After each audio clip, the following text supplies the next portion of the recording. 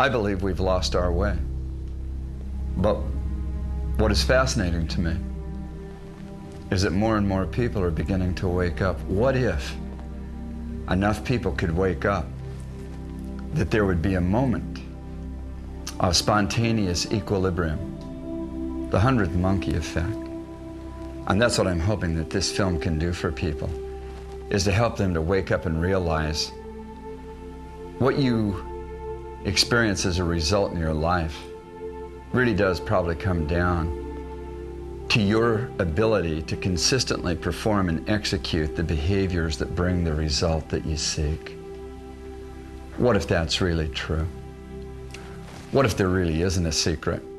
What if years of self-doubt and struggle to find your inner purpose can be balanced by one simple message and supported by one easy-to-use tool?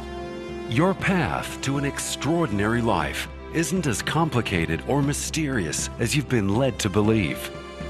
Join 18 pioneers in health, well-being, and personal development.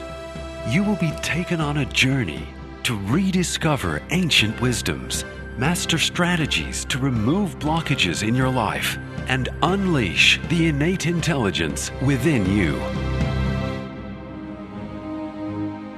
The body knows how to heal. Let the body heal itself. Let thy food be thy medicine and thy medicine be thy food. When we had foods that were naturally fatty, naturally salty, naturally sugary, we were fine. What if the entire pharmaceutical medical industry is wrong? What if it's nothing more than a 90-year experiment? Why is it that there were only 7 diseases in mankind, with only 10 plant-based medicinals? And in 90 years we went to 10,000 legally registered human diseases, with over 500,000 patented pharmaceutical drugs? If we're so smart, why is it that cancer gets more and more and more every year? Why is there more heart disease every year? Why is there more diabetes every year? Why is there more arthritis? Why is there more liver failure and kidney failure and this and that and the other? More unnecessary surgeries every single year. If we're so smart and we know what we're doing, why isn't it going down? Why is it going up? In our organization, we actually talk about wealth isn't how much money you have, it's actually what you would have with if you were to lose all your money. And I think I said to myself, pretend as though things are better and change your attitude and start looking at the solution, not the problem. The one who dies with the most toys wins is really not it. It's really how do we put money to work for us so that we can achieve what we want to achieve and do what we want to do. Sometimes we just make all of this area of personal development is so complex, and it's not. It's really simple.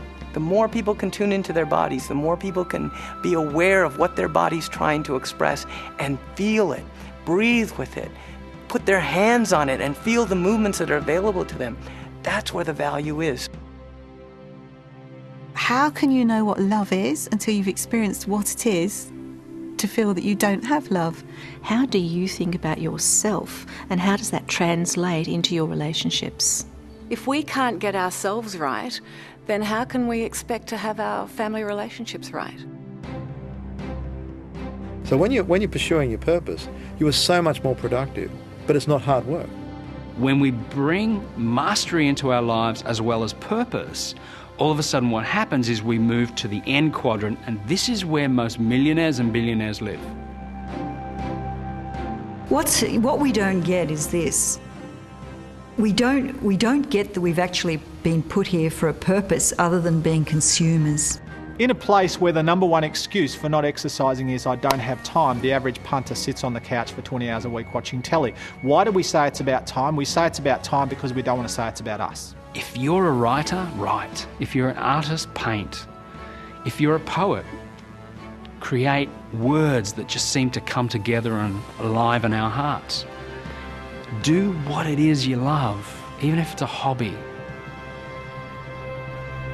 Does it take till the last fish has been caught, the last drop of water, before we see it as a crisis to humanity? We're treating our environment as a free good and converting it to profit, and we call it growth, and it's just lunacy because our economists still consider planetary resources as infinite, and demonstrably they're not. Humanity is at the most exciting time in the history of our planet. I realise that what we've actually done is we've come to spend far too much time in our thinking and our thoughts, and very little time in our heart. We live in an age of imagination. I believe that the reason every person is alive today, the ones that are up and walking around right now, we're here to be happy, to be kind, to discover and rediscover the whole essence of what thousands of years had led us to understand, this idea of the principles of life.